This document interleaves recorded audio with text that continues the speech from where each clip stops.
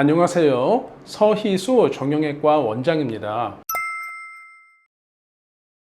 오늘은 급성 어깨 통증을 일으키는 석회성 건염에 대해서 말씀을 드리려고 해요. 어깨 석회성 건염은 말 그대로 힘줄에 돌이 생기는 질환인데요. 나이가 들면서 어깨 힘줄에 퇴행성 변화가 생깁니다. 그러면 힘줄 세포가 노화되어 죽거나 변성이 되게 돼요. 이때 힘줄 세포 내에 칼슘이 차근차근 침착이 되거든요. 그 칼슘 덩어리가 뭉치다가 돌을 형성하는 것을 바로 석회성 건염이라고 합니다. 진단은 아주 간단합니다. 엑스레이를 찍으면은 하얀 돌이 이렇게 보이게 돼요. 혹은 초음파 검사를 시행하기도 하는데요. 엑스레이에서 봤을 때는 돌 크기가 요만했던 게 이 초음파 검사를 하면은 숨어있는 돌 모양이 더 보이는 경우도 있습니다. 왜냐하면 엑스레이는 이 석회 부분에서 무기질이 침착된 부분만 볼 수가 있고요. 아직은 성숙하지 않은 석회 부분은 안 보여요. 그렇기 때문에 초음파 검사를 통해서 관찰하는 것이 바람직하겠습니다. 과연 돌만 제거를 했을 때 완전히 완치가 될까요? 정답은 그렇지 않다입니다. 왜냐하면 힘줄에 생기는 석회는 원인이 아니라 결과물이에요.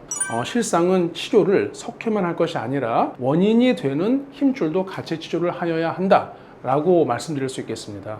그렇다면 어떻게 치료를 해야 할까요? 이 치료의 방법은 석회의 단단한 정도에 따라 다릅니다. 석회가 치약처럼 말랑말랑한 석회부터 대리석만큼 단단한 석회까지 다양하게 있어요. 그래서 치약처럼 말랑말랑한 석회는 체외 충격파라고 다 들어보셨을 겁니다. 이 남자분들 소변 가는 길에 돌멩이 생길 때 이렇게 충격파를 이용해서 깨는 기계가 있는데요. 어깨에도 마찬가지로 충격파를 발생하는 기계 장치가 있어요. 그래서 특수한 파동을 집어넣어서 돌을 깨는 겁니다.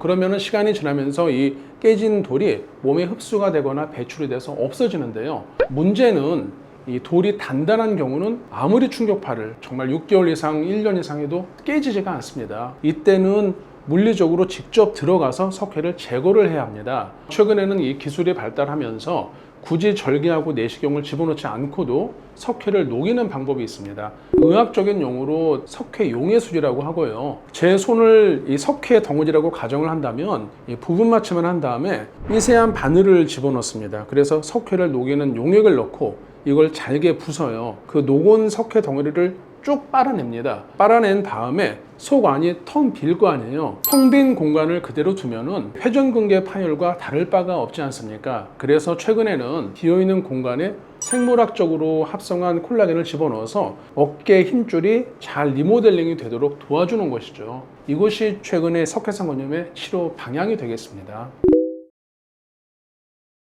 정말 중요한 것이 있는데요. 금연하셔야 합니다. 담배에 들어있는 니코틴 성분은 어깨 힘줄로 가는 미세혈관을 막게 돼요. 미세혈관이 막히게 되면은 힘줄이 영양 공급을 못 받게 되거든요. 그러면은 힘줄의 노화가 빨라져서 말씀드린 대로 이 칼슘이 차곡차곡 쌓이는 석회성 건염이 발생할 수 있습니다. 만약에 내가 석회성 건염이 있어서 한번 치료를 한 적이 있다. 그런 분들은 사실 재발의 위험이 다른 분들에 비해서는 더 높은 거거든요. 이런 분들은 특히 금연을 하셔야 합니다. 그리고 최근에 60대, 70대 어르신들이 골다공증을 예방하기 위해서 칼슘 등의 비타민을 많이 섭취하시잖아요. 과유불급이라고 하죠. 다량의 칼슘을 섭취하게 되면 석회가 여기저기 쌓일 수가 있어요. 그래서 반드시 권장사항을 지켜서 칼슘을 섭취를 하셔라 꼭 강조하고 싶습니다.